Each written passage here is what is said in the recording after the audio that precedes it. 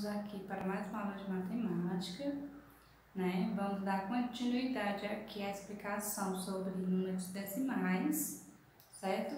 Hoje nós vamos praticar mais a transformação, né, de fração para números decimais, certo?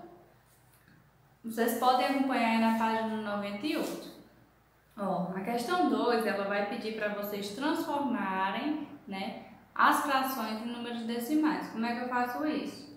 Né? As frações, para me transformar em número decimal, eu tenho que ter o denominador 10, 100 e 1000, certo? Então, o que é que eu faço? Eu vou repetir o numerador, certo? Que é o número de cima. E o denominador, ele vai me dizer quantos números vão ficar depois da vírgula. Se tiver um 10, vai ficar um número depois da vírgula. Se tiver um 100, vai ficar 2 números depois da vírgula. E se tiver um 1000, vão ficar 3 números depois da vírgula. Essa primeira aqui, né? A letra A, 1 sobre 2. Eu vou colocar o 1, ó. Na verdade é 1 sobre 10, né? Vou colocar o 1, né? Que é o numerador, certo? Como é sobre 10, pessoal, ele vai ter o quê? Um número depois da vírgula. Então, vai ser esse número que vai ficar depois da vírgula, certo? Eu só vou acrescentar um zero aqui, ó, para a vírgula não ficar sozinha, certo? A letra B. Na verdade, eu vou fazer essa F, certo? Outro exemplo para vocês fazerem as outras. Ó, eu vou pegar o 33, vou colocar ele, vou ver, ó, quantos números depois da vírgula tem que ficar? 3 números. Né? Já tem um 2 aqui, então preenche com 0, bota uma vírgula e bota outro 0. Para não segurar, para a vírgula não ficar sozinha, bota um 0 sempre antes. Certo? E aqui eu botei um 0 por quê? Porque tem que ficar 3 números depois da vírgula. Porque o denominador é 1000. Quando o denominador é 1000, tem que ficar 3 números depois da vírgula. Certo? Na terceira questão, diz que o sistema, né, brasileiro, 1 centavo equivale à 7ª parte do real.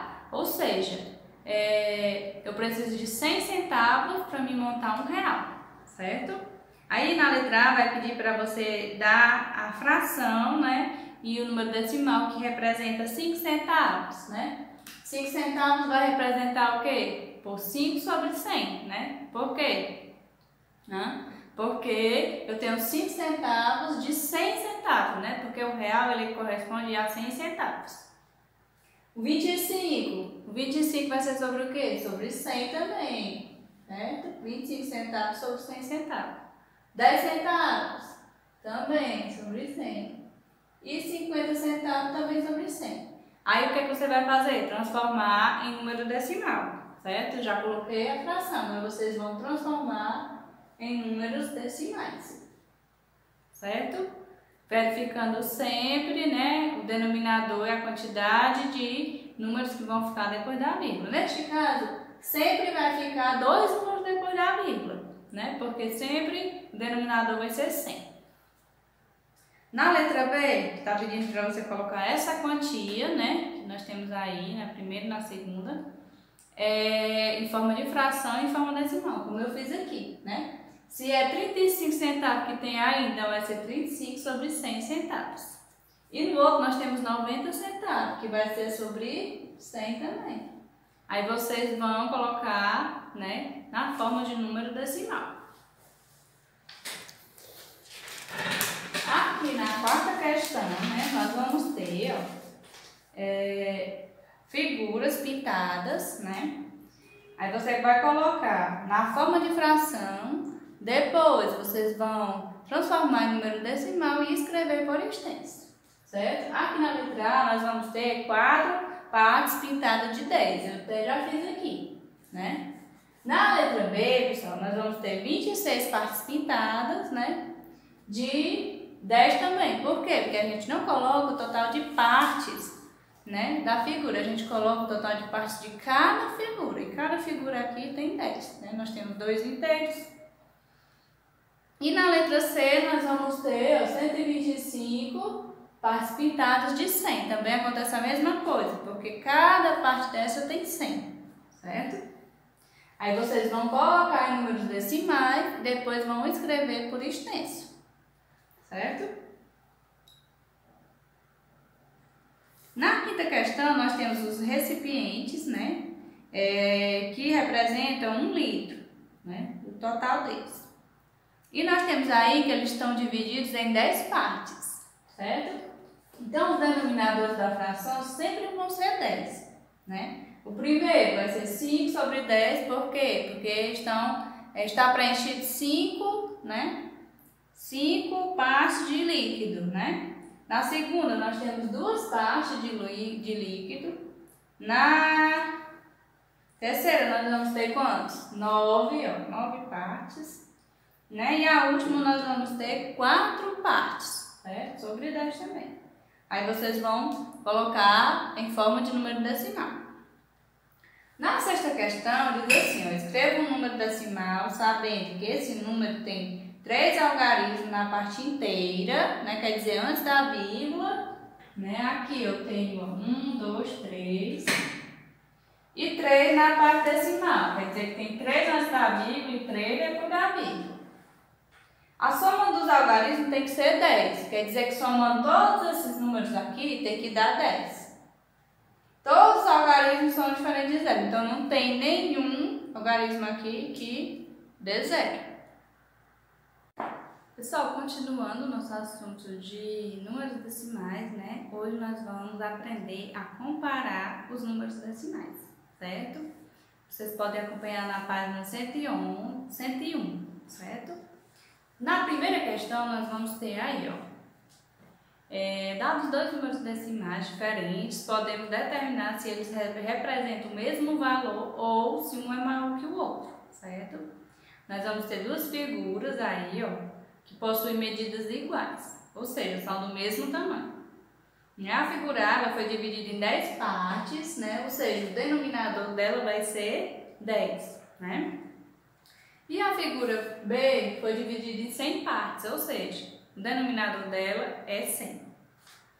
Aí você vai pintar de azul a parte que representa esse número decimal. Aqui é 0,7, ou seja, você vai pintar 7 de 10 partes, né? Aqui é 0,70. Então, quer dizer que você vai pintar 70 partes de 100 partes, certo? Você vai pintar de azul. Aí, na segunda questão, pergunta, o que podemos notar, observar, né, sobre a parte azul que você pintou? Você vai observar algo, certo? Em relação a essas 2 figuras depois que vocês fizerem a pintura, certo? Passando aí para baixo, nós vamos ter, pessoal, ó, que 0,7 e 0,70 eles representam a mesma coisa, certo? Quando a gente tem um zero no final, certo? O número é completamente igual, mas existe um zero no final de um dos números. Esses números são iguais. Este zero que está depois da vírgula, lá no final, ele não serve de nada, certo? É como se ele não existisse. No caso, 0,7 e 0,70 são iguais. 0,35 e 0,350 também são iguais, certo? Porque o zero no final ele não vai representar. Na página 102, ele tem uma explicaçãozinha sobre quando a gente vai comparar os números, certo? Eu coloquei bem aqui. Vamos lá. Ao comparar 2 números decimais, nós precisamos inicialmente comparar os inteiros. Primeira coisa que a gente tem que observar no número é os inteiros. Aqui nós vamos ter um 4 no inteiro e um 9 no outro inteiro do outro número decimal. Então, qual é o maior? É 9 ou 4? É claro que é 9. Então, o maior número vai ser esse, certo? Quando os números, quando as partes inteiras são iguais, aí é que a gente vai ter que passar para a parte decimal para comparar as partes decimais. Mas a primeira coisa que a gente olha é os inteiros. Se os inteiros, né, forem diferentes, a gente vê qual é o maior, certo? Aí a gente descobre qual é o número decimal maior. O número decimal maior vai ser esse, porque aqui é um 9 e aqui um 4, certo?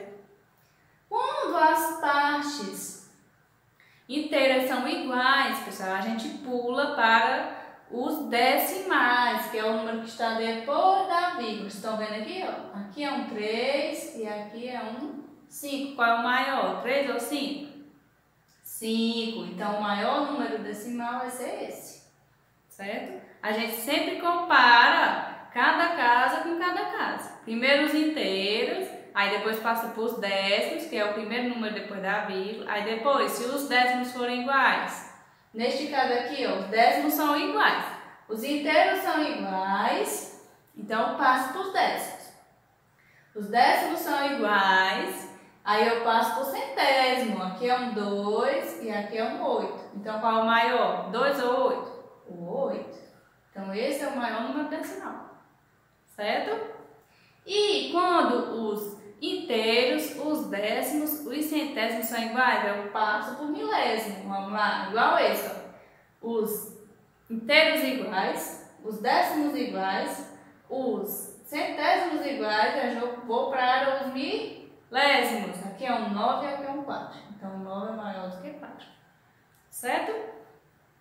Nessa questãozinha aqui, página 102, a gente vai fazer a mesma coisa, certo? Eu vou resolver aqui alguns para vocês fazerem os outros. Aqui nós vamos ter, ó, muito fácil, vocês estão vendo que os inteiros são diferentes. Então, de cara a gente vai saber qual é o maior, certo? Aqui, ó, os inteiros são iguais, a gente vai passar para os décimos, ó. Qual é o maior décimo? 1 ou 4? O 4. Então, o maior número decimal vai ser esse. Certo? Aqui, ó, nós vamos ter o quê? 186 e 168. Os inteiros já são diferentes, certo? Então, a gente já sabe qual é o maior. Aqui, os inteiros iguais, os décimos iguais, os centésimos iguais, só tem um zero de diferença. Então, quer dizer que eles são o quê? Iguais. Isso, este zero aqui não serve de muita coisa.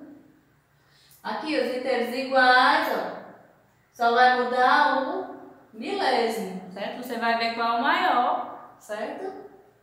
Aqui, iguais também os inteiros, os décimos são diferentes. Aqui é um 0 e aqui é um 2. Viu? Então, qual é o maior? O 0 ou o 2? Aqui você vai completar com maior que, menor que ou igual, viu, pessoal? Na segunda questão, ele está mostrando aí, pessoal, que o 6 ele é menor do que 6,4, né? E maior que 7, e menor que 7. Ele é maior do... O 6,4 é maior do que 6 e ele é menor do que 7, certo? Porque os números decimais, eles estão entre os números naturais que nós conhecemos, certo? O 2, né? Entre o 2 e o 3, nós vamos ter 2,5, 2,6, 2,7, 2,8, certo? Então, esses números decimais, eles estão entre os números naturais. Então, o 2,6, ele vai ser maior do que 2 e menor do que 3, certo? Ele está entre. E é isso que você vai fazer na segunda questão, certo? Você vai colocar, ó, os números decimais, né, que podem estar aqui no meio. Entre 1 e o 2, eu posso ter 1,8, eu posso ter 1,9, 1,6, certo? Entre o 79 e o 80, eu posso ter o 79,2, 79,3, viu? E assim por diante.